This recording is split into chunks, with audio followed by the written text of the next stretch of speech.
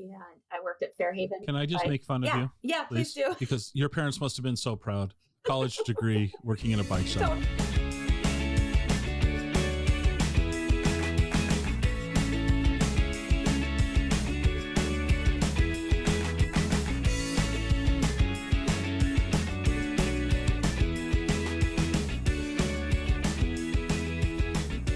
Welcome to the Exploring Washington State podcast. Here's your host, Scott Cowan.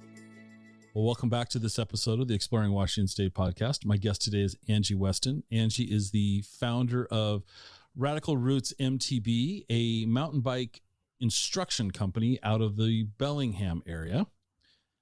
Angi, you told me earlier that you started the company in 2018.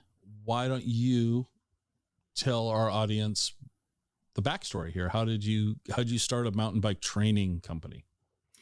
Yeah, so I could start the story with how I discovered mountain biking if you want a little longer version of it. They are pretty intertwined stories. So okay. I was a sophomore at Western Washington University here in Bellingham. And I needed 2 more credits to get my financial aid check that quarter. And I didn't really want to take an extra class with homework and workload. So I scurried the first day of class and found a 2-credit PE class titled Beginning Bicycling. And the only requirements were that you had a bike and a helmet, which I did have. When I left for college, my dad got me this rigid Schwinn cruiser bike, like lady step through frame. Rigid meaning it has no suspension, not technically a mountain bike. It was very much just a bike to go get groceries on and whatnot. So okay. I was like, sweet, a 2-credit PE class, sign me up, take my bike and helmet first day of class. And the instructor is like, this is actually going to be beginning mountain biking because I'm a mountain biker. And I literally was just like, what's mountain biking? Like, I had never heard of this sport, and I'm like 19, 20 years old, just like mountain biking. Okay. And so, the instructor took us through that quarter, on trails around Bellingham. We went out like the interurban to Arroyo Park, down to Larrabee State Park, Cornwall Park, and the class culminated with a ride on Galbraith Mountain, which is our local riding zone closest to town. And huge network of trails. And I remember coming back from one of those early mountain bike classes covered in mud and sweat, maybe even a little blood, and telling my roommates like, y'all, I just rode my bike off road, like over roots and in the dirt. It was amazing. And they thought I was crazy. But I really enjoyed just discovering more outdoor space in Bellingham, right? I'd already lived here for a year or two. And this was back in like 2001. So I was pretty interested after that class. And then that was in the fall. There was no class offered in the winter. And then my birthday's in the spring. And I remember asking all my friends and family, like, hey, if you're going to get me a birthday present, will y'all just chip in so I can get a mountain bike? And so saved up all the money I could and bought this like $500 hardtail mountain bike. And it had front suspension and knobby tires. And I was like, I'm going to take this class again. Now I have a mountain bike, and took the class, signed up for the class again in the spring. It was the same instructor, John Hansen. He's still a good friend of mine to this day. And he was just like, oh, Angi, why don't you show the class how to ride these switchback corners, or like show them how to get over this log? And like, he just used me as like someone to demo, because he knew I kind of knew from the first class I'd taken from him. And one thing leads to another. And John is getting ready to graduate, and he recommended me and another friend to take on the beginning mountain biking class for the PE department at Western. So I literally learned how to mountain bike in 2001. And then I think in 2002, I started teaching beginning bicycling at Western Washington University as a PE class. Basically, I was like, y'all are going to pay me to take people out on these awesome trails. Like, sign me up. I had no idea what I was doing, but, fake it till you make it, right? All right. So I have questions now. Yeah. I have questions. First off, I have a vision of this bike that you're describing as having like one of those woven plastic baskets in the front and a bell on it. and I don't know, sorry, that's probably not accurate at all, but that's the vision I have as, somebody's ringing the bell as they're going down a switchback. Number two, you said y'all a couple of times. Where were you raised? Oh, I'm actually born and raised here in Washington. Really? Okay. You threw me with the you all. All right. Okay. So maybe like Vancouver or Walla Walla, Southern Washington. No, I mean, where did you get? So my family did have a short stint in Texas. My parents lived in Texas for a little while. They both were also born and raised in Washington, but spent some time in Texas. I was maybe from like the ages 2 to 5. I lived in Texas, but well, those were your important verbal skills. Very important years, verbal, formative years. But I just honestly, y'all came from. We used to joke a lot in my family, like pretending we were like had picked up all this slang from Texas, and we would say y'all as like a joke. But as the years have worn on, I found I was calling everybody guys, right? It's such a habit in our language to refer to groups of people as guys. And as we'll get into my career, I coach a lot of female mountain bikers, a lot of junior girls, and I felt awkward. A lot of times I would be standing in front of them like, okay, guys. And I'm like, I'm literally addressing like 14-year-old girls. Why am I calling them guys? And then y'all just kind of became the preferred term to refer to groups of people. And people make fun of me all the time, like, you're from the South. I'm like, no, Federal Way. Well, south of Bellingham. We're south. We're south of the border to Canadians, right? Well, that's right. Exactly. So I get a kick out of that. You take your class in fall using a cruiser bike, and then spring you retake the class. Well, first off, what I didn't give you a hard time is you took the class so you could get your financial aid check. Yeah. So you take the class to get the financial aid requirements, and then it's turned into this thing. And you never know when opportunities are going to present themselves in life. But let me see if I got this right. You take the class in fall using a cruiser. You survived. There was a little blood, which we'll probably talk about in a little bit later in the episode. You come back to your roommates and you say, hey guys, that was before you said y'all.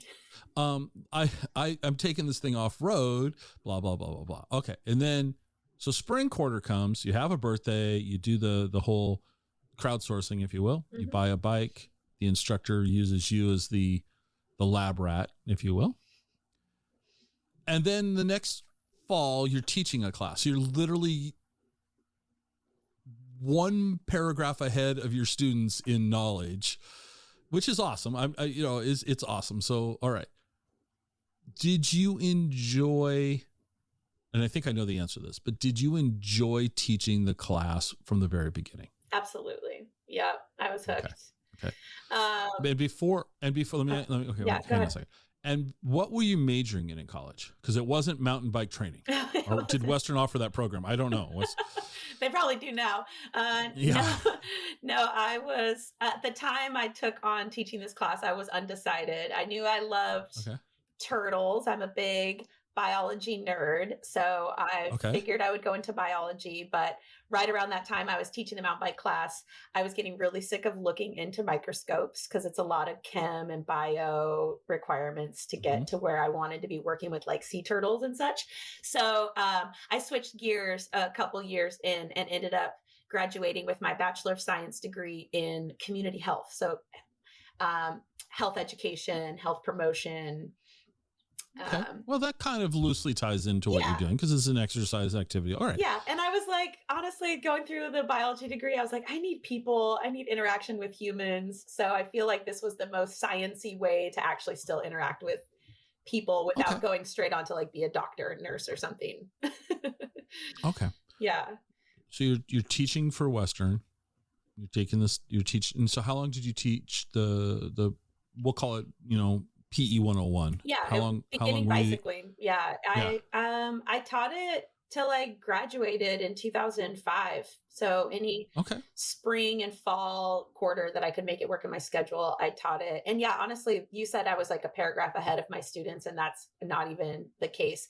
A lot of people would take beginning bicycling to get their 2 credits or whatever, and there were fully accomplished mountain bikers. So, Yeah, sometimes my students definitely knew more than me, but they were willing to go on rides with me because they were getting credit for it. And I was stoked because I was getting paid for it. But yeah, I basically just regurgitated how I had learned at that point. I was just reusing John's lesson plan roughly. And then I was partnered with this guy, Bobby, who actually knew bike mechanics and such. So we'd have one day's class. Like if the weather was really bad, we would choose that to be the day we worked on like how to change a flat and break a chain. And Bobby would kind of lead that stuff more.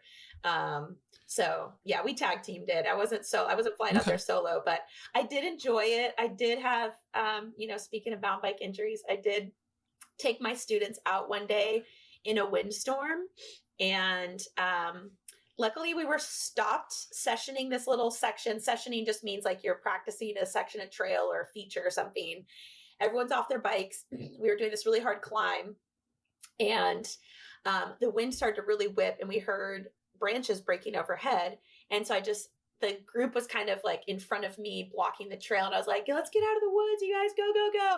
And just then this like huge branch breaks and lands on one of my students. Luckily, she was off her bike, and wearing her helmet. So it landed on her helmet. It knocked her to the ground. She got startled from it, but was totally okay.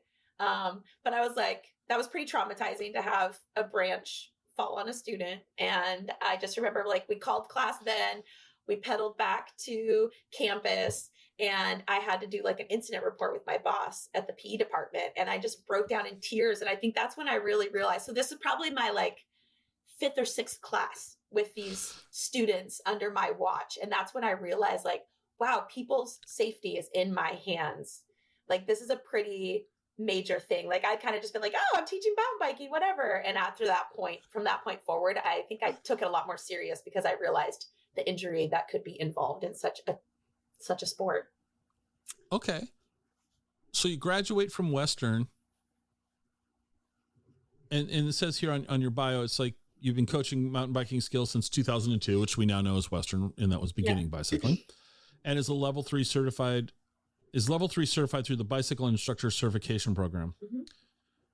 What does that, now in English, for those of us that don't understand that, what does that actually mean? Yeah, so there's organizations that certify instructors. So BICP, or the Bicycle Instructor Certification Program, is this entity, this organization that sets out to give certifications, basically just helping to uphold the level of instruction that's happening. So, a pro mountain biker, let's say somebody who has been a professional athlete, they're racing at a World Cup or national level, they've got sponsorships.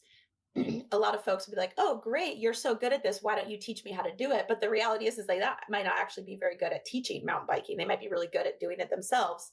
But being good at mountain biking and being good at coaching mountain biking they're interrelated, but they are two different things. So the instruction to get certified is really focused on how do you parlay these complex techniques and strategies to someone learning, or how do you help somebody who's already been a mountain biker further improve their riding. So it's error detection, correction, it's breaking down progressions, explaining things. So there's whole curriculums written, similar to like ski and snowboard, right? If you were a brand new skier or snowboarder, you would go up to the mountain. If you were feeling adventurous, you would probably sign up for a lesson first and kind of figure out how to navigate the hill, operate the equipment, etc.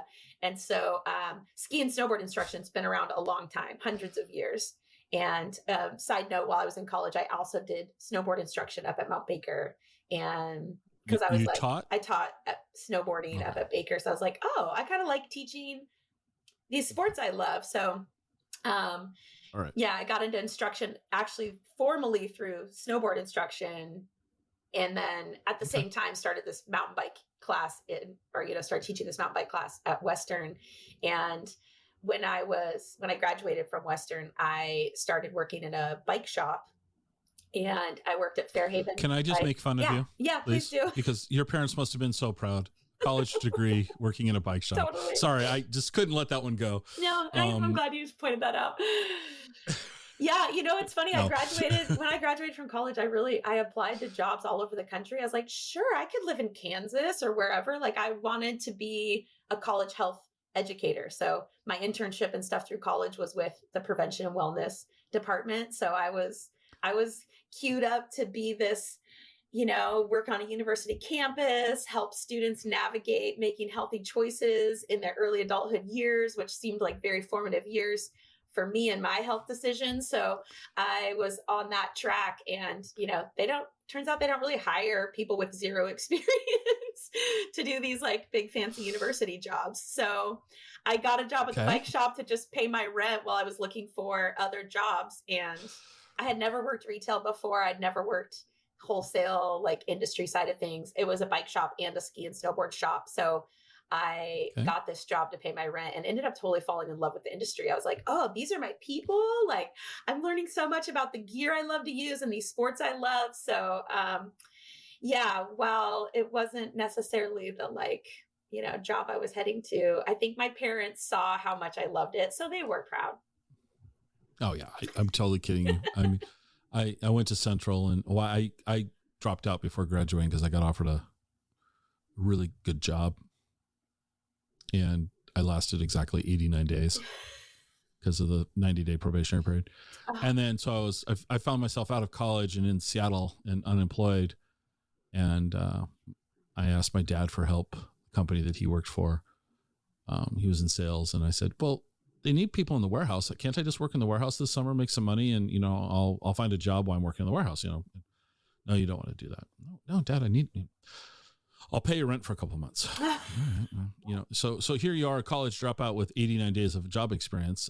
That's even tougher than a college degree and going into the health field.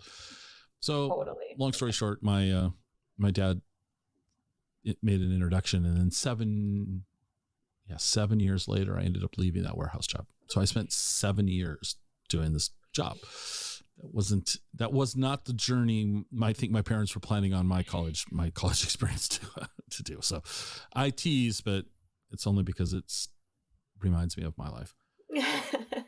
So you graduated, you said in 2005, right? Yep. Okay. And you opened Radical Roots MTB in 2018. You said you were working in a mountain or a bike store and then ski and snowboard store. Did you do that for the whole 13 years here? No. Or So, so what else did you do? Yeah, that job at the bike shop led me to, one, discover I was pretty into that industry and that line of work, but then also it got me to meet more mountain bikers in my community, including a crew that worked for, there's a couple bike companies here in town. And so I ended up, they had a job opening at Kona Bikes. And so I ended up applying to be a receptionist at Kona Bikes.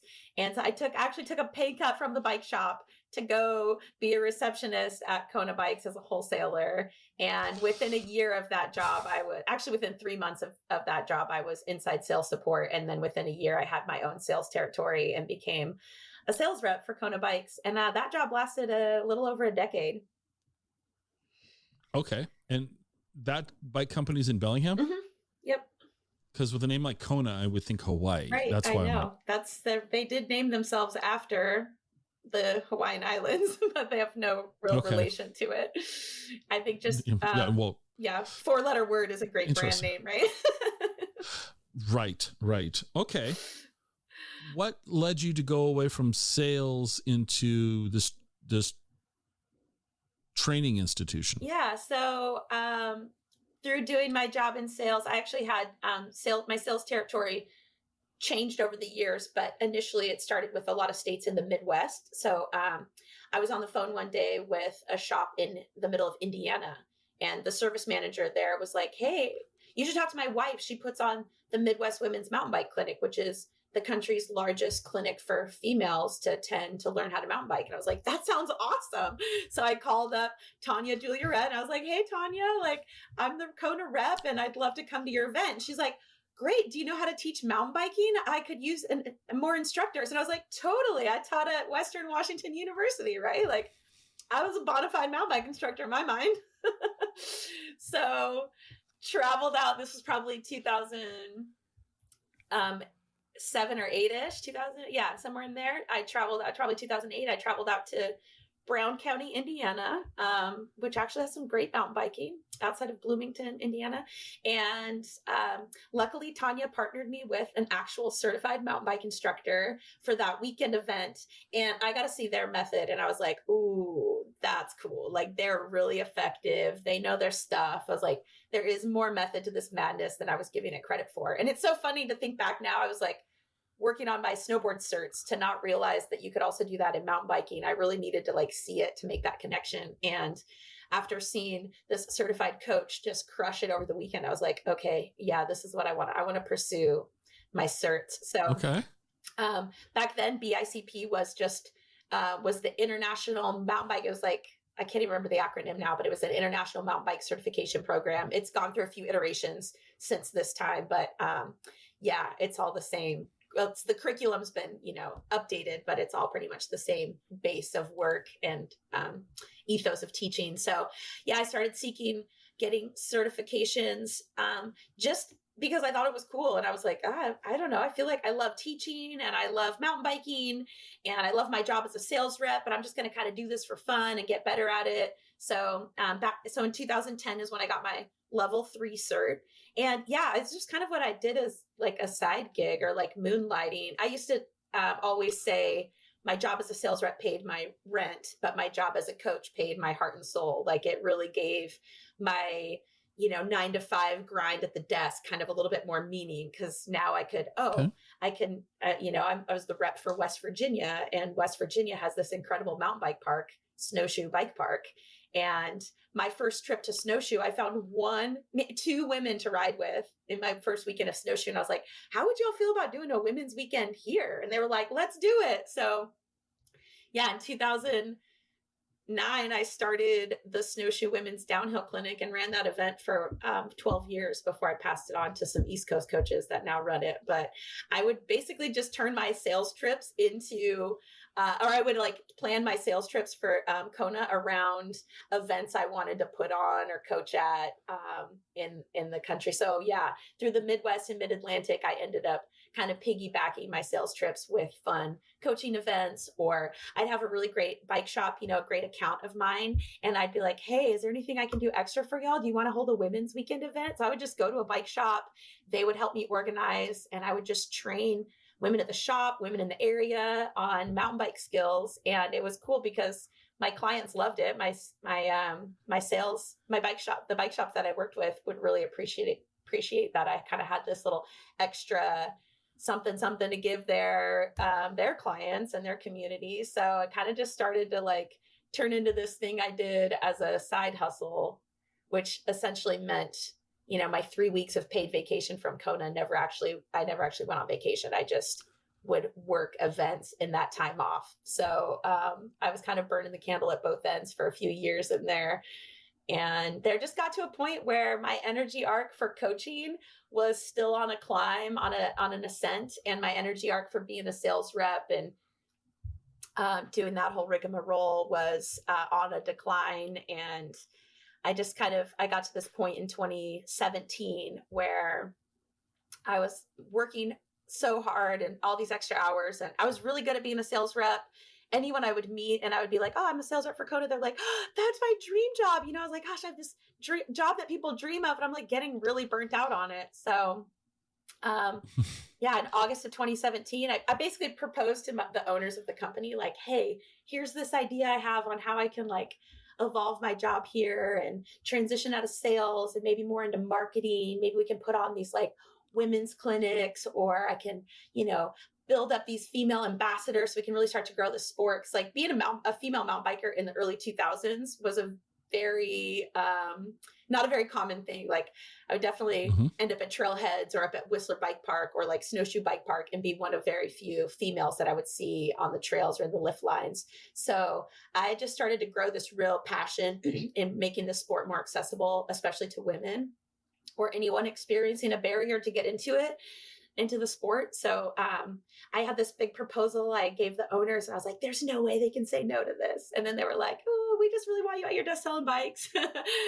And I get that, right? That's the job I was hired for. And I just couldn't take that answer any longer I just knew I was just kind of showing up to do my job and not really feeling motivated like I needed to be, and to be happy with what I was spending my time in my life doing. So yeah, that didn't work out. The evolution of my job didn't work out. So I was like, well, if you don't want me to do it for y'all, I guess I'm going to find someone else to do it for. So I put in my 2 weeks and quit my job in August of 2017, and actually had a bunch of coaching gigs lined up through the fall. So I just coached and sort of recovered from being like such an overworker for so many years, and like hit the reset button pretty hard that fall and winter, and got busy building my website and my business plan and getting advice and getting insurance and LLC and all the things lined up. And then in February of 2018 is when I actually launched my my new business. And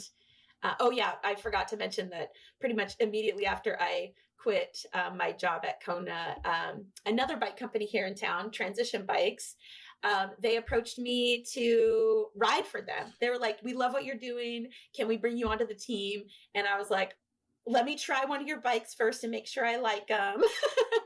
So hopped on a demo bike, fell in love with it. I was like, oh yeah, these bikes are awesome. And this company's great. And it's so funny. I think back to that meeting I had with Lars, the team manager at Transition. And I had been so used to like selling my ideas around coaching and events and how I can offer brands this value. And so I sat down with Lars and I had this whole like slideshow of like, here's all the things I could bring to Transition. And he just sat there and listened to my proposal. He was like, this is awesome, Angi, but I think we just want to sponsor you for what you're already doing and who you already are. Like, you can do all this stuff if you want, but like, no pressure. Let's just bring you on the team. What do you need? It's like, okay. Wow. Okay. Yeah, cool. So we're gonna, this is going to be the fun part of the conversation. Okay. So from quitting your job to opening Radical Roots MTB, you navigated opening a business. Yeah. And I can summarize it like this. It went flawlessly. Everything was super easy. And all the paperwork that you had to fill out was so simple that you couldn't imagine why nobody else opens businesses, right? Is that pretty much the story? You nailed it. You nailed it. So we skipped through all the reality of the show, and you open up in February of 2018. Mm-hmm. How did you go about introducing the world to your idea? Instagram. Okay. Yep. And was it received quickly, and was it received well? Yeah, 100%. Was it? Okay. Yeah, I launched, and fortunately I'm in a community that really embraced me and my the work I do, and so I had already been coaching for so many years, and had honestly already coached quite a few mountain bikers in Bellingham. So when I launched my new business, so many community members advocated for me and shared and spread the word. And Transition launched this big video project called Transition Characters piece, and they highlighted me and the work I do and promoted my business. That certainly helped. Transition has a much louder microphone than I do, or megaphone than I do. So it was a combination of Transition and my other sponsors promoting me, community members promoting and advocating and recommending me, and then just my own social media posts to launch it. So let's talk about training specifically, because this is what I'm envisioning. You basically tell your students to pedal faster, hit the brakes. Nope. No brakes. Pick yourself up off the ground. No brakes. No brakes. Okay, so, pull up. Yeah. That's just all I tell them. Yeah. So now that now I'm a level 3. You know how to mount bike. Yeah, totally. Mm-hmm. Yeah. Okay. Do you want to join the team? I don't think you want me anywhere near your students. Because that tree branch story, that would be the least of our worries. So you launched using social media, your existing network, and you had the bike brand throw their marketing weight behind you a little bit. What did the first year look like? How many students did you train? I mean, give me kind of an overview of what Radical Roots looked like then to kind of what it looks like today. Has it changed much? It has. Yeah. There's definitely been evolution. Okay. So when I launched, it was all get customized private lessons with Angi Weston. And it was like, I really was big on these customizable private lessons because most of what you see offered in mountain bike lessons are group lessons or events. So you can you can sign up for, beginner mountain biking 101 or foundations of wheel lifts or, intro to cornering or something that you kind of sign up for these group classes in the Seattle area, Vancouver area, obviously Whistler Bike Park. You can be taking classes up there to get used, to learn the ropes. And so a lot of instructors at the time in the area were offering group offerings. And I was like, man, people want like this one-on-one interaction, something specific that they want to focus on. So I really, I didn't go with like Angi Weston coaching because I knew the potential for growth existed. So even though I was my brand at the time, I was Radical Roots Mountain Bike Instructor's only instructor. I was like, if you saw my old website, it was definitely more about like private lessons with me. It was my bio on there. It's my accolades and stuff. Right. And, now, if you go to my website, you see I have a whole team of coaches. I have a whole slew of programs and events, and I do group lessons. I do programs for juniors. I still do private lessons. I have coaches that work for me that teach private lessons also. So yeah, it's definitely grown in its what we offer and in who is executing these things. So did that answer your question? And yeah, it did. In what way, if any, did the pandemic impact what you were doing? Yeah, it turns out a global pandemic is actually great for the mountain bike industry. I think for all outdoor sports got a boost in the pandemic. So initially it took a big plummet. I had events that had already sold out for the season that had to be refunded. And so, my bank account had this big, huge, plunge to it because of that. And I didn't take on any private lessons or new clients, probably from March until June-ish, when it became safe to do things distanced and masked and whatnot. So, and outdoor things were promoted as being a little safer. So I got busy on offering lessons again and stuff with just a lot of precaution and procedure in place. And I run a junior program. I'm sure we'll talk about that a little bit more, but the Radical Rippers is my program for junior girls, ages 10 to 18. And I had already had my spring season set up to start in April. And so in March, I had to cancel all of that, but have a really great team of coaches who helped me execute the Radical Rippers. And together we just brainstormed this way to pivot, and we did these virtual classes. So we had weekly Zoom meetings with our riders, and we covered things about nutrition, and we did a book club, and we talked about all kinds of repairs and taking care of your bike. And we just kind of still had this educational component that we could try to offer virtually since we couldn't do anything in person. Okay. So things pivoted and changed. It was a little awkward, very stressful for a little bit there. But then as the world started to open up again, there was a huge influx of new riders coming to me for lessons. So for the second half of 2020, well into 2021, Radical Roots MTB handled more private lessons than ever before. That was definitely a peak for one-on-one or small group coaching. And then late 2021 is when I offered my first event again. I do an event called Transition Women's Weekend. We offered one of those in October. It sold out immediately. People were so hungry for a group event again.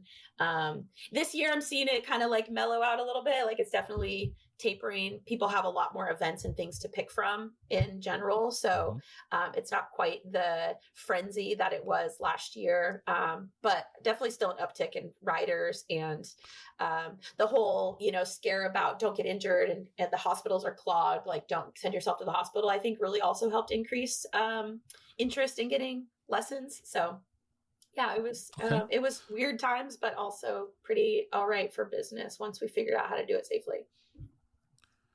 So you mentioned the Transition Women's Weekend. What does that entail? Yeah. So I mean, it's for women and it's for the weekend. Yeah. Okay. I got that. But yeah. Okay. Yeah. No. It's a group training event. So we Yeah, it's we meet up on Friday night for a little meet and greet at the Transition Outpost, which is Transition's bike shop in town. It's right at the base of the trails on Galbraith Mountain, and gets a nice little meet and greet to calm nerves and meet each other, let the coaches mingle with the participants, and the participants can kind of ask questions, whatever they want. And it's women's weekend, but we're really open to anyone that self-identifies as a woman, but also if you're non-binary or gender non-conforming, we're really welcoming space. It's basically just not for cis men, but so we're welcoming space, which I think when you look at a sport like mountain biking, it can be pretty intimidating. There's risk of physical injury. There's a lot of lingo and slang there that might alienate people or not make them feel like they're part of the club. Bike shops can kind of cause, sometimes bike shops don't necessarily nail it. They can kind of cause their own little layer of a barrier to entry into the sport for minority or, less, just somebody that's, like somebody you don't see in the sport is often marginalized communities. They don't always nail it. Some of them do.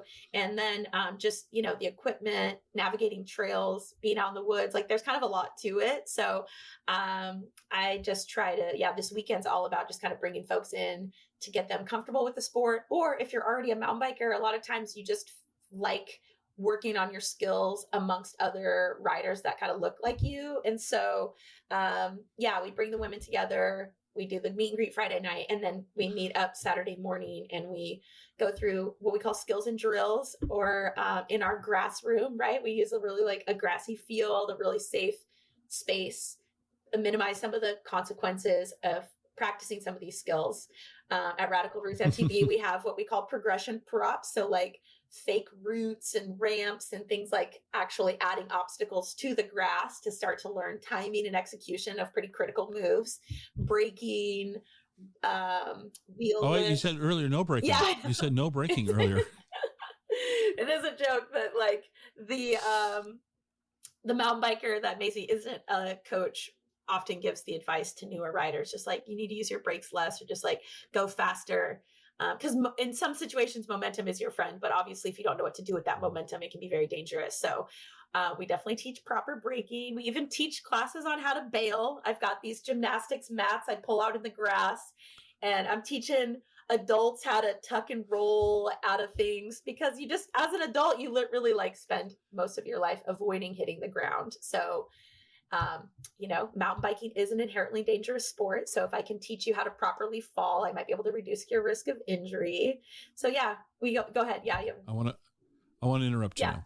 We're going to go back to that fall quarter in Bellingham on the cruiser bike. Did you take a fall? Oh yeah. Okay. So how long into the class before you took your first fall? Oh, I don't remember what ride that was. Probably one of the earlier rides. I was crossing a wet wooden bridge, like a bridge over a stream. And I think I pedaled or braked hard on the bridge, and my tires just slid right out and I fell off the bridge. Off the bridge into a creek or something. Yeah. But it really wasn't that far off the ground or anything. Okay. So early on, you were exposed to the accident in what's the word I'm struggling for?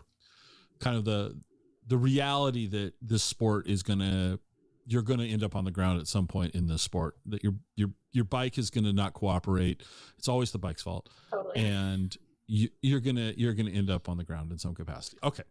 So now we're going to go back to, you have gymnastic mats and you're teaching adults how to fall off their bikes. Mm-hmm.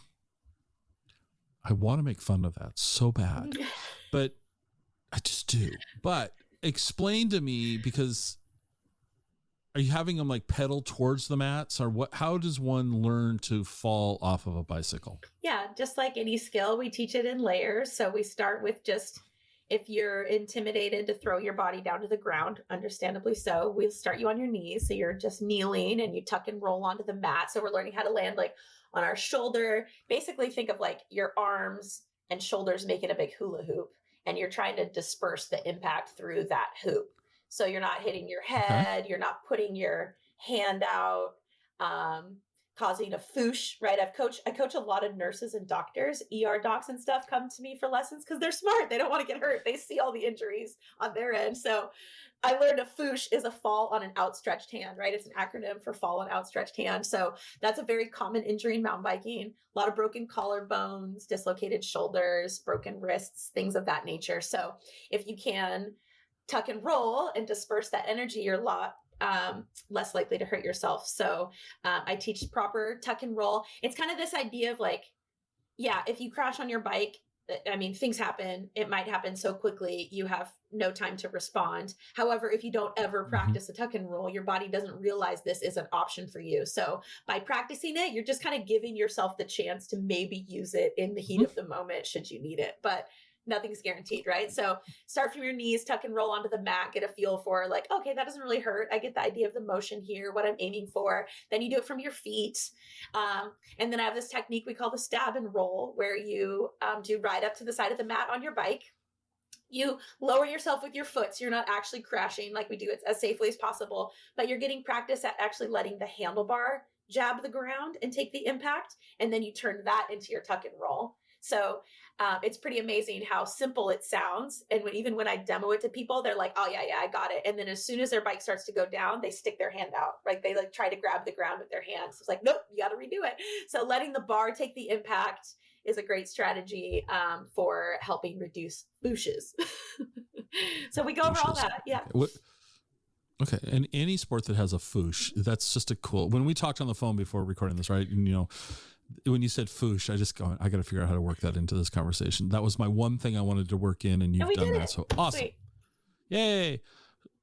So you got them on the grassy, relatively safe place. That's Saturday morning.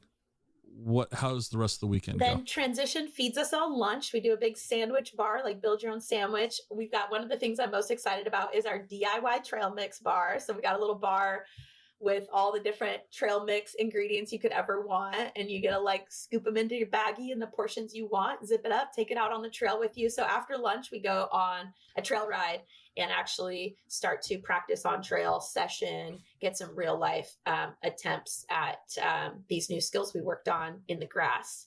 And an important note before the weekend happens, I send an intake survey to all the participants. And so prior to you showing up, I've sorted the riders based on expectations, experience, goals, things like that. So you're with, there might be 40 women at this event, but you're in a group of like 6 of them that are really similarly matched to you.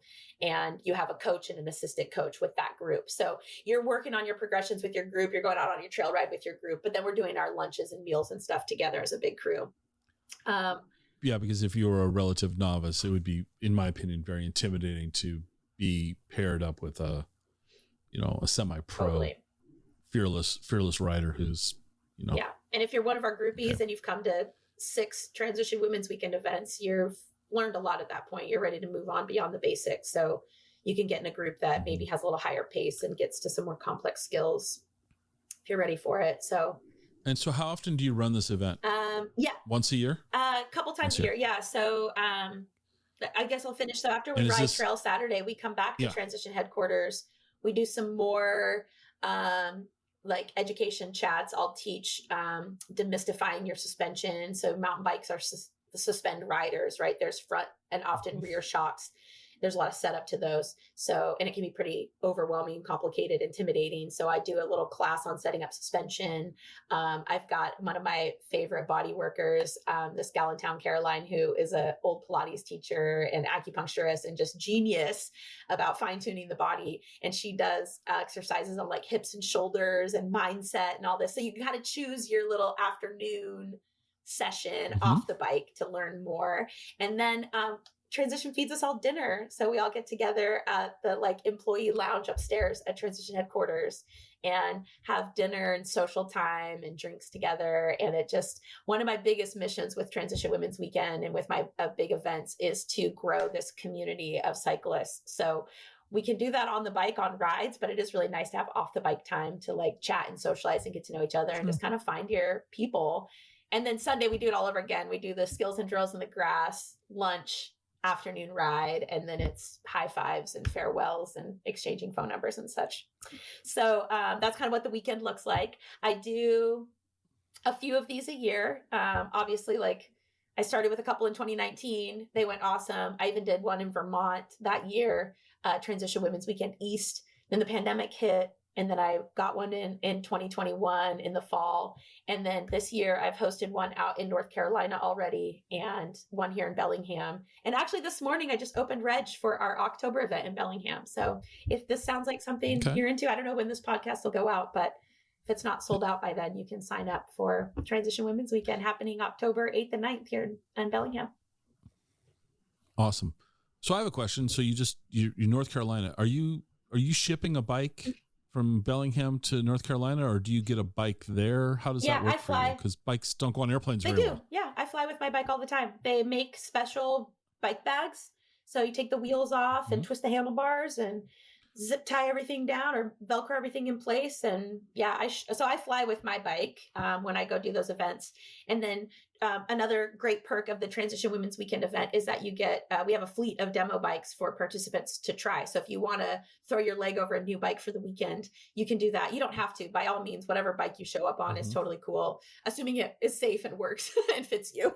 But yeah, so there's a vans full of demo bikes around the country. And so I work with the folks at Transition to make sure I have a van of bikes available. So at the North Carolina event, I actually had a big Transition van full of demo bikes, plus my own personal bike I'd flown out with. Okay. So you're just, oversimplifying this, you just become a brand ambassador for Transition, but you're also an ambassador to women, to the sport. Yeah, I like to think of myself as that. I like to call myself the number one hype girl, Transition hype girl, mountain biking hype girl. I'll be your hype girl. Scott, you are crushing it. I love your podcast. Awesome. Checks in the mail. Okay, so I'm reading here. So you've got your Radical Racing Team and the famous Radical Rippers Junior Development Program. Let's talk about the famous Radical Rippers Junior Development Program. That's a mouthful. Why are they famous? How, because you're the hype girl and you've made them famous? Why are you calling them famous? It's just kind of something that has taken a life of its own. So I think people hear of Radical Rippers aside from knowing Radical Roots MTB or knowing me. It's So, and Transition has made a video about us. So people around the country learned about Radical Rippers through Transition's promotion of it. And yeah, I get people reaching out to me all the time. They're like, can you start a Radical Rippers chapter in Phoenix, Arizona or whatever? I'm like, no, but you can. Like, okay. So yeah, yeah. Why not call my program famous? All right. No, that's fine. So what is this? This teaches junior girls how to ride. Yep. Is this competitive? It's both. So, yeah, it was born out of the popularity of after school riding programs. So a lot of the elementary, junior high schools here in town have parent volunteers. They go through our local advocacy group, which is the WMBC, Waka Mountain Bike Coalition. They're kind of our trail stewards here in town. They have an educational branch, and they help volunteers in the community, parents, etc., hold these after school riding groups. And one of the owners of Transition, it's owned by two guys, Kevin and Kyle, and their wives. And Kyle's wife, Carrie, Kyle and Carrie have a daughter that was in an after school ride program, and she was just like, there aren't any girls showing up to these rides, and I would just so much rather ride with girls. So Carrie was like, let's start an all girls after school riding program. So Carrie started this group called the Flying Squirrels. And every season there's 80 to 100 elementary age girls that ride with the Flying Squirrels. So it's an after school riding program that doesn't matter what school you go to. So it kind of brings girls from all the schools in the area together to ride after school together. So, and it uses parent volunteers, community members. They're basically ride leaders. So that's kind of the first certification you get in that mountain bike certification we talked about earlier, right? Like there's ride leaders, the base, then you level 1, level 2, level 3, and then you become an instructor trainer. That's kind of the ladder. And so Carrie, helps people get their ride leader cert. The WMBC helps people get their ride leader cert. They take these girls out as a way to just get them used to riding Galbraith, riding in groups, just spending time on their bikes with friends outdoors. And Carrie, a year or two into that program, she approached me. She's like, hey, do you want to come coach a little bit? Like, just, I'll have you show up to a practice and we can have it be, a little instruction from you. I was like, absolutely. Yeah, I would love that. So I started showing up to some Flying Squirrels practices to give some coaching to the riders. And then Carrie was like, some of these girls are now getting into middle school. They don't want to ride with second graders. They kind of want more coaching. They're ready to do things that like me and my team can't necessarily train them on. So she really was a big part in me starting Radical Rippers, because she just basically was like, I'll deal with all the parent communications. You just got to do the coaching aspect. And I was like, okay, like, how do I say no to this? Right. Like as a little girl, I would have loved an opportunity like this. So I just kind of felt like, even though I wasn't sure I could do it, I just had to start and figure it out. And luckily I'd Carrie and Transition Bikes really like holding, space for me to be able to explore that and work out the kinks. And yeah, so at first we called ourselves Flying Squirrels also. It was just like, oh, are you a flying squirrel on Tuesdays or Wednesdays? And it got a little confusing. But these older riders who had been flying squirrels for a couple of years were ready to push it more. And so I just went, the first season I had that layer of like more advanced flying squirrels, I just went to them and I was like, do y'all want to name this program? Like, I feel like it's a little confusing to be Flying Squirrels also. So they came up with, we did a whole naming contest, and the favorite amongst them was Radical Rebels. And I just didn't really sit with me right. I was like, I don't feel like girls on mountain bikes are necessarily rebellious. Like, let's normalize this a little bit. And the word rippers had come up at some point. I love a good alliteration. So yeah, Radical Rippers was born. And that first year, I think we had 14 girls in the program, and I had maybe 4 or 5 other coaches helping me, just women in the community who had their certifications. Don't have time to do coaching as a full-time gig, but love the reward they get doing it when they can. So I had a group of adult women who were willing to help me with it, and Carrie willing to help me with it. So yeah, we started Radical Rippers, and now I think that was in 2019. And this season I have, I guess I'm in the middle of selling fall registration right now, but this past spring we had about 60 girls in the program. So yeah, we regularly have about 60 girls that come ride with us, ages 10 to 18. And again, we send them intake survey beforehand. We split them into groups based on age is a little bit more prominent at this point in their lives. Like if you're an 8th grader, you don't really want to be with 4th and 5th graders necessarily. So I do kind of divide age range, experience, expectation, goals, also what day of the week, because there's 60 of them. We spread practices out Monday, Wednesdays, and Fridays. So you kind of pick what day of the week, what group you go in. And then, you spend 8 weeks riding for 2 hours after school, 1 day a week with your group. And we explore Galbraith. We do some local pump tracks in town. We ride at Patton, Lake Patton. We do the progression props in the grass and hit the ramps. And it's a whole thing. It's pretty exciting to see the level of riders that are coming out of the program. I mean, obviously not just from our coaching, but just from their sheer determination in the sport. So a lot of these riders are now racing at a national level and getting accolades of their own. And it's just because they've really just kind of gotten in their groove in the sport, and they ride a ton, and they've had some really excellent training. And it's pretty cool. That's very cool. And then the Radical Racing team, is that adult women? Those are junior girls also. So from the Radical Rippers, I had a group of riders that were really keen on racing.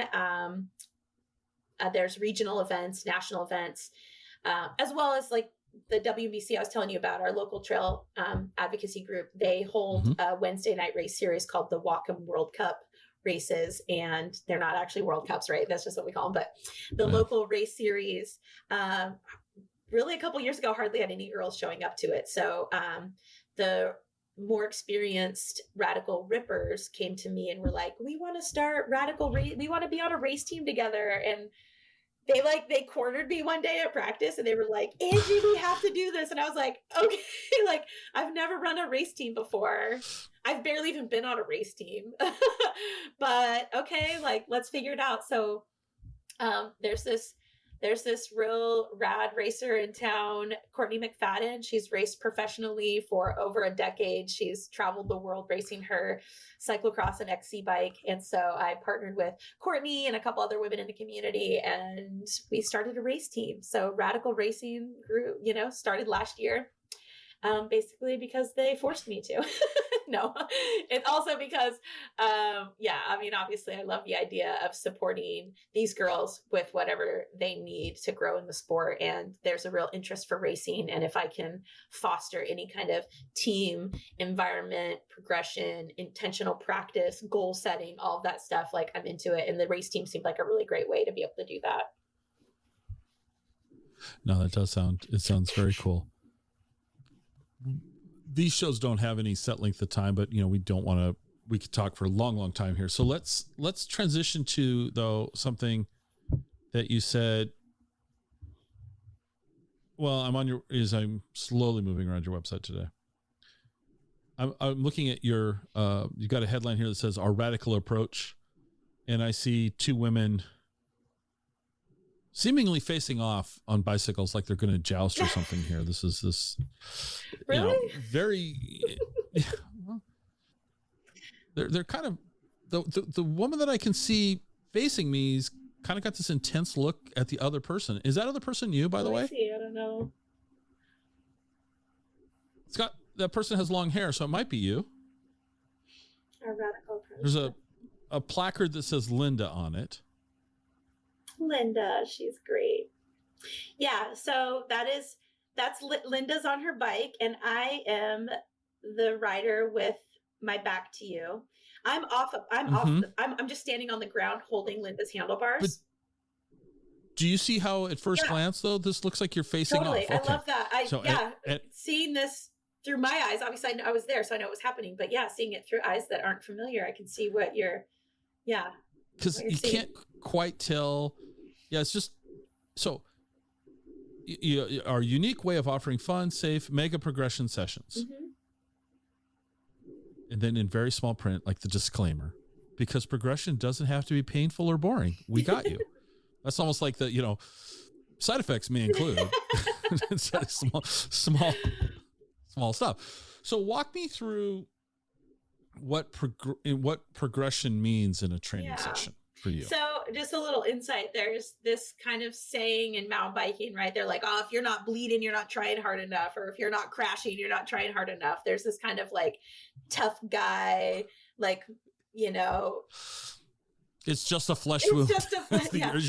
As your forearm sticking out through the skin. You're fine. Duct tape. Go. Or when I was learning to mountain bike and I would crash, my buddies would look at it and like, okay, I've got like a big hematoma on my hip. They're like, that's a 2-beer crash or whatever. Like how many beers it would take to get over the pain was like a rating system they used. So we don't use that though. That's not so much our. Okay, that's not the pain. So that like when you go to the doctor and it's like, how much pain are you in? He's got the smiley face to the frowny face. Is that do you have beer set up here? Totally. Okay. All right. So I feel like there's this kind of misconception that like you have to crash or you have to hurt yourself to progress, and that's just absolutely not true. You can do it really like most women, they do it the smart way. They want to sign up for a lesson and have the progressions laid out to them in this digestible step-by-step, you're building the next layer meticulously, intentionally, and the riders fueled by the successes, right? So, right. So what I'm doing here in this picture is I'm holding Linda's handlebars to help provide her a little balance. It's what we call a static hold. So in this, I don't know what exactly we're covering at this moment, but if I were to like lean Linda's bike to the right, it would kind of simulate what her bike would be doing in a right-hand corner. And so then Linda could make adjustments to her body position to find balance in that right-hand turn. So she's building a little muscle memory in a way she can really feel it without there being trees and single track and speed and like all the other elements. In a very controlled way. A very controlled way to build muscle memory and to practice. And then also I'm standing right there with my eyes on her. So I can be like, ooh, pop your hip out a little bit more. Watch that shoulder. Let's move this elbow up, right? I can be making minute adjustments. And it's all the little things that add up to the big things. So when I can hold a student in a position like this and they can really get a feel for it, they're so much more likely to replicate that feel out. And, so from a static hold, it would probably be going around cones in the grass or on a dirt road or something. And then we would take it to a trail with not a huge steep grade. And then once you start to get the hang of it there, we can take you to faster, bigger corners, etc. So progression is just building each layer. Mountain biking is a very complex sport. You've got equipment that's complex. You've got 2 wheels, 2 brakes, often 2 pieces of suspension. So there's a lot to navigate just in the technology and the equipment alone. And then you add into that, we've got uphill skills, downhill skills, everything in between. There's just a lot to it. And a lot of folks just look at biking as this hobby they had as a kid. Like, oh, I know how to ride a bike. So they throw their leg over their bike and then they go mountain biking. And it's soon enough, they get it over their head and either, get really hurt and then seek instruction, or get close to getting really hurt, seek instruction, or they just get frustrated. They're like, gosh, all my riding buddies ride that rock roll and I've never done it because it terrifies me. They can sign up for a lesson and I'll go back into their foundation and be like, oh yeah, you're afraid of this rock roll because you have no idea how to use your front brake properly, which a bad timed front brake on a rock roll could send you what we call OTB, over the bars, right? So, which would lead to a foosh, could lead to a foosh. So OTB to a fish. Okay. So this idea of progression is really just taking bite-sized pieces of this, right? Like I love the analogy, like how do you eat an elephant? It's one bite at a time. And you can really look at mountain biking on technical terrain as this giant elephant, and you're really not going to just sit down and feast on the whole thing in one sitting. So it's like taking those little bites and making it digestible and understanding like the foundational pieces to start to master before you can add the more complex and dangerous layers. Let me go back to this photo with Linda. At the time that you guys were doing this, or you all were doing this, how skilled of a rider was Linda? Yeah, Linda's a great mountain biker. She's been mountain biking for a long time. She's actually a great community advocate and does a lot locally. Volunteers a lot of her time and stuff. So yeah, she's a super solid rider. So this wasn't like her first 6 months on a bike type thing. This is a skill in this photograph. It's a skilled rider that you're trying to fine tune technique. Would that be? Yeah, that's a great way to. So Linda, that was actually taken at a Transition Women's Weekend event. That's why she got the nameplate on her bike. We're all into nameplates over number plates, so we can meet each other. I was waiting for those. Remember when you were a kid, you had the like the streamers that came out of the handlebars too. I was like, that's kind of like putting a baseball card or something in the spokes and click. That's how I would show up. Yeah. So at that event Linda was at, there certainly were people who had been on a bike for 6 months or less, or maybe not even really mountain biked much before, and they would have been in one group. And then the group Linda was in my group. I'm the lead coach for the weekend, so Linda was in my group for finding her cornering. So yeah, she obviously already knows how to navigate trails, but she's just ready to take it to the next level. And has come to more than one event because she's smart. Well, let me ask you. Let's talk about the Bellingham, Whatcom County area. Okay. There's no place to ride. No good places to ride. Good riding here. Just you got to go straight to Canada. So, go straight to Canada. If somebody were put you on the spot. This is I understand this is an impossible question, or at least I think it's going to be an impossible question. For you, where's the best place to ride in Washington for you? Bellingham. Is it? Yeah. And okay. Yeah, I love it here. Why? Well, we have the perfect combination of awesome terrain, incredibly well-built trails, and delicious food trucks and coffee shops to visit at the end of the ride or before the ride, right? I know you're a big fan of those. No, it is just honestly, like, we have a great variety of trails. We have a lot to pick from. We have outdoor spaces really close to town, so it's really easy to get to. Like I can leave my garage and pedal up to Galbraith Mountain and not have to get in a car to go there. I love that. There's other places in Washington, obviously, that offer that too, but it is kind of a special, our weather, our climate, our dirt, our terrain, the elevation, the steepness, all of the things, the giant trees, the ferns, like it all kind of makes this, it's just this like great recipe for an awesome experience in the woods on your bike. And if you want to know what my favorite trail is, it's the one I'm on. Yes. The one I'm on. I know. That's no fair. I fell for that. I have to let you slide with that. All right. How many months of the year do you ride? 12 months out of the year. Do you ride 12 months? You ride year round? Yeah, we get right. Yeah. Usually if it's like a really heavy snow in town, like we had this last January, late December, January, we got like the snow apocalypse here in Bellingham, and that took us off our bikes for a little bit. But yeah, for the most part, I mean, honestly, like really high speed winds, like the really windy days are kind of the only weather that keeps me from riding. When I was working at a desk 9 to 5, I only had the weekends or like evenings in the summer to ride. I would just go out whenever just because I had to get a ride in. But now with my current gig, I kind of build my own schedule and spend a lot of time on my bike. So if it's really rainy and crummy out, I just sometimes don't go ride because I don't have to, but you can. Okay. Approximately how many miles do you think you ride in a year? Oh, thousands. I don't know. Yeah. Probably thousands. Yeah. Really? I mean, you think thousands? I think well, that wouldn't be too hard. I mean, if you ride every day, if you do 6 miles a day, it's thousands. Yeah. So yeah. Okay. All right. Or 1,000. I don't know. I'm not really great at tracking my rides. Okay. Well, what do you think? You just got done saying you don't track them well, but okay. What do you think your last ride that you just completed? Yeah, I actually did log my last ride. Yesterday afternoon, I went for a 12.5-mile ride with about 1,500 feet of elevation gain.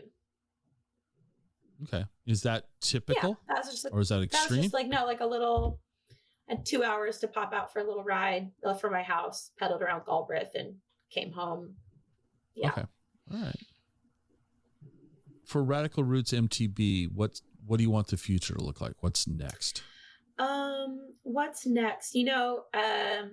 I've been really working on building my team and getting other, especially women in my community, who find great reward in doing this work of being a mountain bike coach. I want to give them more opportunity, and I really pride myself on having a business that can pay these women to do meaningful work in their communities. So for me, the growth is honestly just giving more people the opportunity to do this line of work and feel successful and effective at it. So I think of Angi, the coach Angi from 10, 15 years ago, and how I was traveling around the country to do these coaching gigs and getting this opportunity that is so rare. Like a lot of people I know would not have that opportunity. So, for me to have a coaching business here in town and allow that not only my community of riders to experience this, coaching, but like the next layer of actually giving coaches an opportunity to do this work and get better at it and feel really empowered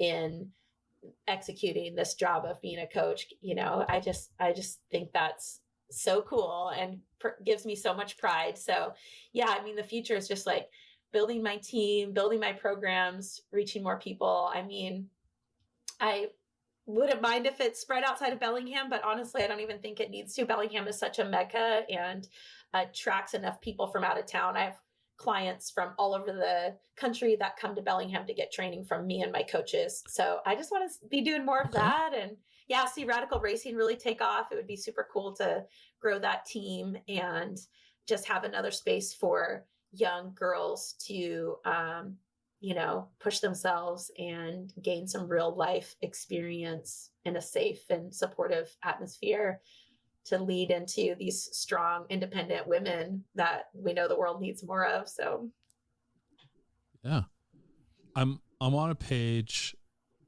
The hero image says "fun, safe progression for mountain bikers." I think it's your services page, and I'm fixated on this bike because once again, the fact that I understand a bicycle has two wheels is about the extent of my knowledge of the sport. But this thing looks more like a BMX bike to me. It seems like a very radical frame. It's blue. It's got a red. Is the fork red on it? Yep. Okay. And is that a typical mountain bike these days? Yeah. So that is a Transition Patrol. So yeah, it's got 27.5-inch wheels, whereas a BMX bike would have like 20 or 22-inch wheels. So BMX bikes have really small wheels. They usually have rigid fork and frame, so no suspension. Usually like taller handlebars, like they'll have this big kind of like moto looking handlebar. But yeah, this has bigger wheels. I've got front suspension, rear suspension. That has rear suspension. How does that thing have a rear suspension? If you zoom in, it's kind of hard to see, but if you zoom in, kind of like right under my right knee there's another little is that you riding? That's me, in the gold shorts. Okay. Yeah. Oh, that canister there kind of like under my water bottle. You see my gray water bottle, that little canister in there, that's a rear shock. So that's helping suspend the rear wheel, whereas the red fork you pointed out, that's suspending like my arms or my front wheel. Interesting. Okay. Yeah, that just looks like a very radical frame design to me. I think of mountain bikes not like that. That's really very, very cool. BMX bikes don't always have gears either. So if you see like behind my foot, they've got that big cassette of gears, big knobby tires. Right. So how many gears does this bike have? 12. 12. So the front is a single ring. It's a single with 12 in the back. Yep. It's called Eagle. Okay. SRAM Eagle. And that's a carbon fiber frame from Transition. Yeah, it's a pop. This bike is won Mountain Bike of the Year multiple times from big media outlets and stuff. So yeah, that's a. So what would just to help me out here? What would a bike like that cost somebody? That bike's probably around $7,000, I would say, give or take. You can definitely get some. I mean, you can get mountain bikes for $1,000 or, more basic hardtails or used bikes. You could probably get in the like under sub $2,000 range, but something like this, it's carbon fiber. It's actually got electronic shifting and what we call a dropper post. So my seat post with the touch of a button goes from being all the way up where I can get good leg extension for climbing hills and pedaling. And then I just push a button and sit on it and it drops and stays in the frame. So I can move the bike through my legs and get behind the saddle and stuff for more technical riding, jumping, descending things. So the seat moves in and out of your way so it's got some bells and whistles on it that make this one a little bit more fancy, but you don't need all that to get started for sure. It's like the car that's got the position, like you hit driver button 1 for like I'm tall, so I hit that. You'd hit driver button 2 and it moved the seat for you. I had no idea bikes. But I do have one question about carbon fiber. Is it does it handle the repeated pounding? I don't want to say abuse but you guys you're putting these bikes through a lot of stress and strain on them. Does carbon fiber hold up to that? Yeah, carbon fiber is actually really strong. So if I were to go mock turkey down a hill and run into a tree with my front wheel, like that kind of an impact it's not designed to take. So it could crumple the frame. But if that were hard enough to break my carbon, it certainly would have bent the aluminum frame too. Right. So there's still weaknesses to aluminum bikes are, they're kind of built at the standard to hold a certain amount of impact and abuse. Cause absolutely you are riding it down technical terrain, big impacts, harsh rocks or it's all a thing. So they've got to be pretty tough. Okay. And they are. Well, we weren't going to necessarily talk about this, but now I have to bring it up because we just used harsh terrain. Running into a tree. Running into a tree. Yeah. Foosh. Fooshes. What you told me when we talked on the phone was that probably the most common injury is the broken collarbone, right? Is that safe to? Is that correct? Okay. The foosh, which is the full outstretched arm, scraped, abrasions, an outstretched broken arm, fall, hand, fall, right, outstretched hand, foosh. And that's more of an abrasion, right? Where we've torn the skin off, or is that, do they include that if like you're breaking your wrist? Yeah, foosh is just a fall on an outstretched hand. So it's really not just in mountain biking. A lot of sports end up with, that's just like a term they use, I think, in the ER or whatever to describe like how somebody, was inflicted with injury. So that, I mean, it's broken fingers, wrists, elbows. It's scrapes. You're just probably not going to the hospital if it's just a minor scrape, but yeah, you might need stitches. Stitches are pretty common. That's just right. Just the minor scrapes, just a couple of beers. Yeah, like, exactly. That maybe be like a mere flesh wound is like a 1 beer crash. But yeah, if you actually need stitches, that's probably more of like a 2 or 3 beer crash. From a safety don't drink your beer until after the ride. There's the safety tip that we were looking for. No, from a safety standpoint, because okay, you're moving downhill, you're climbing uphill, you're going through corners, you're jumping, you're doing all these things. Not that much different than say snowboarding or skiing, because you're moving downhill. So similar activities. Similar. In your opinion, what is a good safety technique that maybe people don't think about? I mean, everyone's wearing helmets these days. I'm old enough to remember when somebody wore a helmet, you laughed at them. Like, like, come on. Now everyone's wearing these futuristic looking helmets, gloves. But what can people do? Is there something that is maybe under promoted as a safety method? Yeah, take a mountain bike lesson. Okay. Well, honestly, learning to fall on a gymnastic mat from your knees is, right? Like you mentioned hula hoop earlier. So, okay. I think people, like I said earlier, they take biking. It's like, it's the toy, it's this kid's sport. It's something they've done since they were kids. So actually knowing how to like ride a bike down the street is, it's not easy, but it's something that a lot of people kind of figure out on their own or with the help of like a parent or a friend or something, right? Like you figure out how to take those first few pedal strokes. You start to understand the foundation of balancing and pedaling. And then it's like, boom, okay, I know how to ride a bike. But like riding a bike and then riding a bike off-road on undulating terrain at breakneck speeds is kind of another layer to it. And I think people they don't put enough weight in the difference there. So riding your bike to your friend's house down the street in your cul-de-sac or whatever versus taking it on a black diamond trail with jumps and rocks and roots and high speed sections and trees and all these things. It's like, yeah, there are these safety elements. So honestly, like I think taking a mountain bike lesson is one way to really learn the ins and outs of all of these pieces of your bike and these techniques so that you build this really strong foundation. So it's kind of inevitable that you're going to get in over your head when you're mountain biking. It's what you do then that can make or break you, right? So well, see, I'm looking at this in this bike that you're in this picture. I'm still looking at the blue bike with the red fork.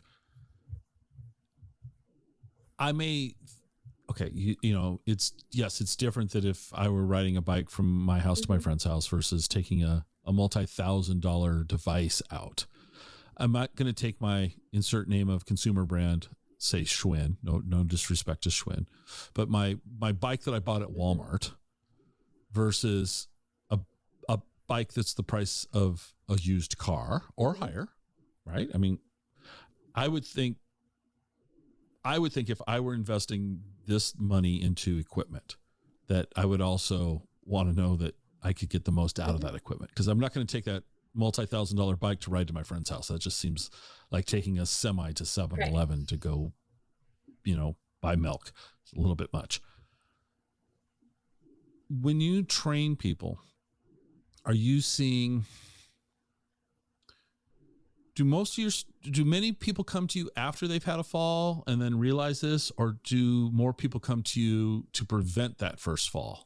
Both. Yeah. I don't know the breakdown exactly, but definitely both. Yeah. I'm getting riders that have had close calls, or they've seen their friends crash, or they just know, right? Like it's not rocket science to know, like, I'm about to take my bike off road. This could be dangerous, or they've learned how to ski or snowboard with a coach an instructor, and they realize like, oh, that was super effective at keeping me safe and just helping fast track things, right? Like there's a lot to figure out. So yeah, you can go try and figure it out on your own. You can watch YouTube videos to help you, and that might give you some pieces, but actually having a coach watch you and give you specific error detecting your specific errors and correcting those before they become bigger issues. I think people just recognize the value in that and come to me. And then absolutely, I get riders who have had really bad crashes and they're just getting back on the horse and they want to make sure they do it right. So they're coming to me to get over just the mental blocks or the physical blocks that they have from their crash. Or, they like, when I started riding, I did have some instruction, right? I took that beginning bicycling class, but there were still a lot of things as I was pushing my riding that would make me crash. So with cornering is just a super, I think it's not a sexy skill. People aren't often reaching out to me to like learn how to corner better. But when we start working on their skills, they're like, oh, I really want to learn how to clear these jumps. And it's like, okay, yeah, but you got to be able to carry speed through this corner before you can clear that jump. So I end up teaching cornering a lot. And yeah, for me, it was like, as I was learning how to mountain bike, I just kind of guessed or like figured out how to navigate corners enough, but I would have these real inconsistencies. So sometimes I would nail a corner and sometimes I would totally just like lay my bike over and donate skin to the ground. So I couldn't figure out why. Oh, that got you good. Sorry, that was awesome. Just Supermaning through dirt with my elbows like getting tore up. I'm like, what went wrong? I don't understand. And yeah, it turns out I was just like not paying attention to how I was shifting my hips and my weight. And so I'd hit corners at various amounts of speed with a various amount of a berm is like a catch to the corner. So a big berm is like allows you to carry speed through the turn as opposed to like a flat turn where you might wash out. It might be easier to wash out or whatever. So yeah, I had all this inconsistency in my cornering. And then as I was getting my certifications, I was improving my riding simultaneously. And that's when I figured out I was cornering all wrong. And once I had a coach hold me in a static hold, like I was for Linda in that photo, and actually show me the nuanced movements about balance. And so there's stuff you're supposed to be making your bike do, and then positions to move your body into, and things you're doing with your brakes and your eyes, and all this happening all at once. It's a very complex skill with a lot of variety, right? Like there's high speed corners, Right. slow corners, tight, broad, steep, shallow, like it's kind of this whole loose dirt, tacky dirt, like you can just get this whole variety, everything in between, every combination thereof. So with that kind of variety comes a lot of mystery if you don't know the technique. So yeah, when it comes to I kind of derailed there how I was answering your question, but yeah, there's this so a rider might come to me because they're having this inconsistency. So like sometimes I feel like I rail a corner and other times I, eat it. And so I'm able to kind of watch their technique and make some refinements or have them totally erase what they know about cornering and start over again to build up proper technique. And then they're finding that success in corners makes them more confident carrying speed, which makes those jumps easier, et cetera. So it all kind of like builds like that. Do you use video? Do you record? Definitely. So you're using... Yeah, I've got this really cool app. I don't know if they're still around, but it's called Coach's Eye. I think it was developed for like baseball and golf swings, baseball bat and golf techniques. And so, yeah, I have this really cool app. I can film a rider, switch spots with them. They film me. Then we can watch in slow-mo. I can draw lines and circles over the screen to point out like, oh, you see how your shoulders are here? And then we can compare videos. You're like, oh, when I'm hitting the jump, my shoulders are there and yours are here. So let's see if we can move yours more into this position. So they're getting visual. Yeah. The thing with teaching people anything is that there's a variety of learning styles. So finding ways to explain these complex moves and reach a variety of learning styles is kind of an art form. And it's something I really dig into and nerd out over. So I want people to see it. I want to explain it to them. I'm going to show them. I'm going to have them try it. I'm going to video them. They're going to watch videos of themselves. They're going to watch videos of me. We're going to make edits, redo it, static holds. Like, yeah, it's a whole, there's just like a ton of ways to go about it. So I try to really hone in on what the student needs and then take it from there. I like to say, and this is one thing I teach my coaches too, is that our number one job as an instructor is to find out what our students know already and then proceed accordingly. So you're not boring someone with information they already have, but you're also not throwing information at them they're not ready for. So it is a lot of assessment and one-on-one. So I was joking with you earlier about how I learned how to hula hoop on YouTube videos, right? Like YouTube taught me a lot of great little fun hula hooping skills. My life and limb is not risked necessarily when I'm hula hooping. Sure, I might like bonk my forehead or something silly, but like probably not going to like seriously injure myself with a hula hoop. Knock on wood. Anything's possible. But with mountain biking, right. Yeah, I mean, you'll watch a YouTube video on how to hit a drop. So a drop would be like a takeoff ramp where you fly through the air and then land both wheels together. And if things go wrong, it could definitely turn itself into OTB, a foosh, etc. So you can watch the video and get pointers. And then when you go out and try it, if you have no one watching you and stopping you, let's say you have this really bad habit that's just getting worse as you add speed or whatever, your timing's off, etc. And you just keep trying it over and over and over again because no one's there correcting you, you really could end up getting hurt. So there's a lot to be learned in books and online and through these YouTube videos. Certainly they serve a great purpose in educating people on the techniques, but actually having a coach one-on-one, watch you or video you, and so you can see it is kind of the next level of keeping it safe and adding that progression in a way that's less frustrating too, right? Like you're getting that direct feedback. You can ask questions with a coach. It really lends itself well to like being specific to helping you and not just kind of being like generic information to help just anybody. That makes sense. Okay. It does. So when you're not in the saddle or coaching, what do you like to do for fun? Running a business takes a lot of my time. So if I'm not on my bike, I'm that. actually like sitting right here in my office on my laptop. For fun, you do cookbooks. For fun, yes. I invoice people. Oh, yay. No, I'm really into, I love doing yoga and Pilates. Those are some activities I do off the bike that help keep my body tuned up and able to take impacts and injury or prevent injury from happening. And I just really love spending time doing that. I love hanging out with my family. I love cooking, just little at-home meals that I make. I have a pet box turtle that I've had for 26 years. So weirdly find a lot of enjoyment spending time with him. Okay. Yeah, and I stand-up paddleboard in the summer. That's a really fun way to get out and explore in a different way than mountain biking. But yeah, kind of my number one. It's hard. Bikes and water. No, they don't. It's honestly, I'm on my bike a lot because of my career, but just having like yesterday, I just went for a solo bike ride and it felt like such a rare treat to just go in the woods by myself. And I just stopped and picked berries whenever I wanted to and ran across this buck in the woods. And I stopped and filmed him for a minute because he was cool. So yeah, honestly, like one of my favorite pastimes is riding my bike, and I have a hard time finding enough time for it. So I squeeze that in whenever I can, but yeah. Tell me a couple of, okay, so when we talked earlier, I always ask about coffee. So Bellingham and coffee, what do you got to share with me? Bellingham and coffee. The coffee scene is strong in Bellingham. We were talking about Black Drop, RIP Black Drop. We really missed that coffee shop. Yeah.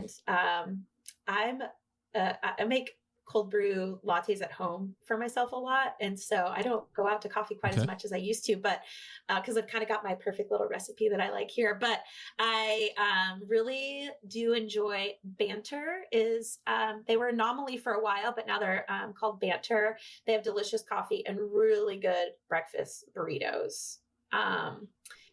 Okay. Shout out to Emil. That's his restaurant and it's so good, his cafe. And he opened a restaurant recently too. It's Banter After Hours. And so those are two really like Banter After Hours for the cocktails and dinner, and then Banter for coffee and breakfast burritos. As a longtime Bellingham resident, I have frequented Leonard Street Coffee House quite a bit. They're a great little coffee shop in the Leonard Streets neighborhood. And they've been around as long as I can remember. I feel like as long as I've been a Bellingham resident, Leonard Street Coffee House has existed, and they nail it. They've got the right atmosphere. That's probably one of the closer vibes to Black Drop that I can think of, where it's real down to earth. You'll walk in and you'll see, like all kinds of folks in there on their laptops and sipping coffee and socializing. And it used to be walking distance from my house before I moved. So really like Leonard Street Coffee House.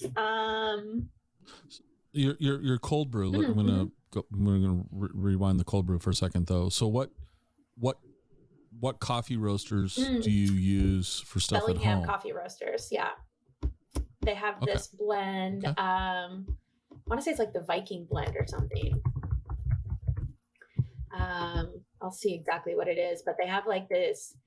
Their coffee is delicious, and I make a little. I basically just like put grind coffee beans in my French press in the fridge overnight, and make my cold brew that way. And then I love oat milk in it, like ice oat milk, sometimes a little chocolate oat milk, just a dab. Does Bellingham have good tacos? Oh yeah. Oh, it's Raptor Ridge. That's the roast from Bellingham Coffee Roasters. Raptor Ridge. Yeah. And Raptor Ridge is a trail, and I'm sure it's other things, but it's a trail off of the Chuckanuts, and it's a really great mountain bike trail too. All right. Well, I see some synergy there. So sorry, what did you ask me? Oh, tacos. So one of my favorite food trucks is Sammy's vegan food truck. I'm not vegan, but I actually really love vegan food, and I'll eat it when I get the opportunity if it's good, because I love animals, so why not? And so Sammy does these, she does tacos, but she has these really great vegan sandwiches that are so delightful. I'm also a really big fan of Cafe Rumba, which is a Peruvian joint here in town that makes incredible sandwiches and desserts and drinks. And they're delicious. Tacos. I eat. And it's okay. I eat, it's not every town can have great tacos. And if you say Taco Bell, we're just going to end the conversation, by the way. Just Super Mario's is El Salvadorian. Their tacos are so good because they put like the cilantro and the onions on it. So delicious. And they're a food truck, but also have a brick and mortar off of Northwest Street. And then I'm a big fan of Neto's Burritos. Neto's Netos''S. It's out in the Birchwood neighborhood, and it's actually kind of like a Hispanic food convenience store, and they whip up really good tacos and burritos. Hot tip, a little off the menu, they do a California burrito that's got French fries in it that is so freaking good. And their pastries, like they bake a bunch of pastries, so you got churros and all kinds of cakes and all kinds of stuff in their little pastry pantry. So I go there for the burritos but stay for the pastries. Okay. All right, so we have three last things to hear. Number one, where can people find out more about what you're doing? www.radicalrootsmtb.com. You can also follow Radical Roots MTB on Instagram. That's where I post a lot of our upcoming classes and events. If you follow Transition Bikes on Instagram or social media, you'll get updates on us there as well. Okay. What didn't I ask you that I should have asked you? I think you were going to ask me what's cool in Bellingham, or like what's happening here. Was that still a question to come up, or do you care? Yeah, let's go. Yeah, no, I care. Absolutely, I care.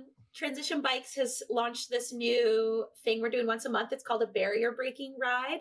And the idea here is that we try to break as many barriers to entry into mountain biking as possible. So we have demo bikes. If you come an hour before the ride, you can get set up on a free demo bike. So you don't need to have a mountain bike. We've got helmets and shoes and knee pads and gloves and stuff to loan out. So if you don't have any of the equipment, you can come get equipment. And then a lot of us who work at Transition or ride for Transition, we're coaches and mentors and ride leaders. We patient and empathetic, and we take riders out on Galbraith, and it's called a no drop ride, which means you won't be getting dropped, as in there's going to be somebody making sure you get off the mountain safely. Because there's a lot of twists and turns and intersections and trails. Like I like to describe Galbraith Mountain as a spaghetti bowl of trails. If you look at a map, it's just chaos. There's so much to pick from, and you could certainly end up, as an inexperienced rider. Even experienced riders have done this, where they end up descending the wrong side of the mountain, and they're miles from where they parked or where their house is or where town is. So you could get back, but it's like that wouldn't be the best end to a ride. So we do these no drop rides where you just basically have, folks who are familiar with the sport and with the trails guiding you so they don't get lost. We've all got first aid kits in case anyone gets hurt. We got multi-tools and spare tubes and things like that if there's a mechanical. So we sort of just try to create this environment that's super welcoming. It gives you all the things that you need. If you are curious about mountain biking and you want to try it, but you don't know where to start, the barrier breaking rides at Transition Outpost, that's the bike shop at Transition. So our next one is September 1st. So it's coming up this week. And you can find out more about that on Transition's website or their Instagram.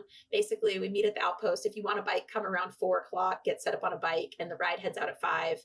And then we have a little shindig party at the Outpost afterwards to keep the mingling and fun times going. So I feel like that's really cool. That's awesome. We've got our Radical Ripper program for youth. So if anyone's listening to this and is looking for something for their 10 to 18-year-old daughter to get into, the Radical Rippers is a great way to start. If they're even younger than that, the Flying Squirrels is a great way to get them. I know, aren't they great? You should see the t-shirts. The Flying Squirrel t-shirt is my favorite. And then check out the WBC, the Walk and Mountain Bike Coalition. They've got an organization called the Joy Riders, which is a group of women volunteers who take women out on trails. So same idea, no drop rides. And those are all levels of ability and interest. They break into groups and go out. The biggest fundraiser of the year for the WBC, which is a nonprofit here in town, is called Shoot the Trails. And this is a photo and video contest. I feel like even if you're not into mountain biking, you could attend Shoot the Trails and be fully entertained and really get a glimpse at what the sport is about. But it's all these amateur photographers and videographers that put their submissions in to be judged by all of us in the community. So we get together, there's raffle prizes, there's a big auction for prizes, and we watch all the videos and then vote. The community votes on their favorite, and then they get prizes, and then all the photos are on display for you to do like a silent voting on your favorite photos. And so it's the biggest fundraiser for WBC, so it all goes back to the trails, which is awesome. But then it highlights our local artists and riders in a really cool way. I love the videos that the youth come up with. Like some of my favorite videos in Shoot the Trails are always from kids. And so that's coming up in, I want to say that's in September, but tickets are going on sale soon for that. I mentioned Transition Women's Weekend. That's happening in October. Registration is open now on my website, radicalrootsmtb.com. Basically, if you just Google, I think, mountain biking in Bellingham, I should be one of the first sites that pops up. Well, and we'll put links. Cool. We'll put links in the show notes too. So, but yeah, we'll do that. And then there's this for people who maybe just want to see and be a spectator to the sport. They maybe, but whether you ride or not, there's this really amazing event that happens in town. A local hometown hero, Hannah Bergman, puts it on. It's called Hang Time. It's Transition and Red Bull sponsored event. And there's this set of jumps on Galbraith called the Blue Steel, and they're the largest public jumps in, I don't know, the state, maybe the country, but they're enormous jumps. Like, I'm not hitting these jumps. These are for professional, like, slopestyle freeride athletes. And Hang Time is an event that brings all female identifying riders from all over the world together to hit these jumps and showcase their skills. They're throwing tricks and backflips and doing all this really cool stuff. I'm on the mic emceeing it because I'm the hype girl. So that event is the first weekend of October. I don't know if Hannah's formally announced it yet. Oops, sorry if I spilled the beans on that, but it happened for the first time ever last summer, and it was a huge hit. And it's really cool. If you live in Bellingham, just a short hike up Galbraith can get you at the base of this course, and your mind will be blown at the level of athleticism and showmanship on display here. And even some of our Radical Rippers, some of the junior girls, are hitting and tricking these jumps, and it's so inspiring and so cool. So if you're around and you want to check out the sport in a way to, like, just spectating it, you should definitely check out Hang Time. Okay. This is so used to be, I'd ask the question at the end, like, what didn't I ask you? That used to be how we close the show, but we're trying out a new closing now. All right. So I'm not sure how this is going to go, but we're going to try. All right. Listen to the question carefully. Cake or pie, and why? Pie, because Mike would kill me if I said cake. No, kidding. Mike. He wouldn't kill me if I said cake. Okay. Pie is definitely a favorite in our household. I mean, a really good pie crust is just such a delight. And I'm a really big fan of berries, right? Like part of why I love living here in Bellingham and in Washington State is because our abundance of delicious berries. So anything you can fill with berries, which I'd actually just had from Pure Bliss, I had the berry shortcake, and that was phenomenal. So I do like pie when it can be filled with, or excuse me, I do like cake when it can be filled with berries, but pie, yeah, apple, I love apples, another Washington State thing, apple pie, berry pie, you can put ice cream on it, whipped cream, whatever, like big fan of buttery, crusty pie. All right. Perfectly. Either answer is completely acceptable. What's your answer, Scott? What are you? Are you a pie or cake? You know, I haven't, you know, it's funny. I've asked the question now 2 or 3 times and I haven't given it as much thought. And it may be because you just hyped it up, but I'm probably going to go pie. but here's something that somebody threw at me. And so here, let me throw this at you. Cheesecake. I mean, I don't think, when I think of cake, I think of like, you know, sheet cake or, you know, red velvet cake and things like that. I didn't think of and I love cheesecake. So, but I'll probably go pie and I'll probably go, I really like strawberry pie. Strawberry pie. Yeah, I really do. I really do like strawberry. So that's probably my answer, but I do think it was influenced by your hype.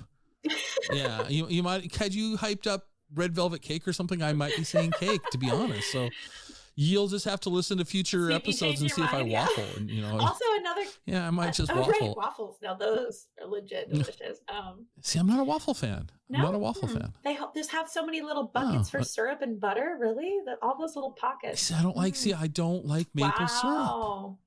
Okay. I don't like it. And so pancakes and waffles. Another plug for pie is you can also make savory pies that are delicious. Like I love a good chicken pot pie or like a curry vegetable pie. So I feel like the flexibility that pie offers also makes it very attractive.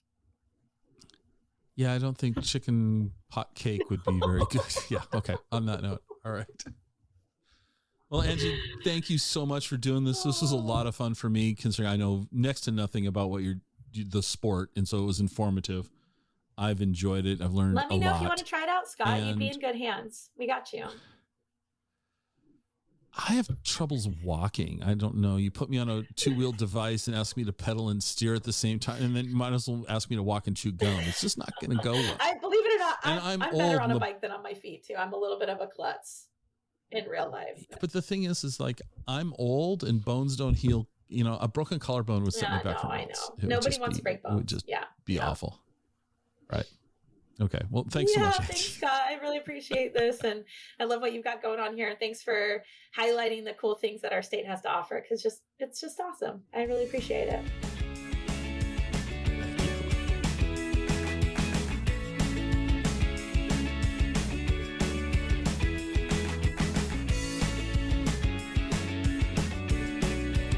Join us next time for another episode of the Exploring Washington State podcast.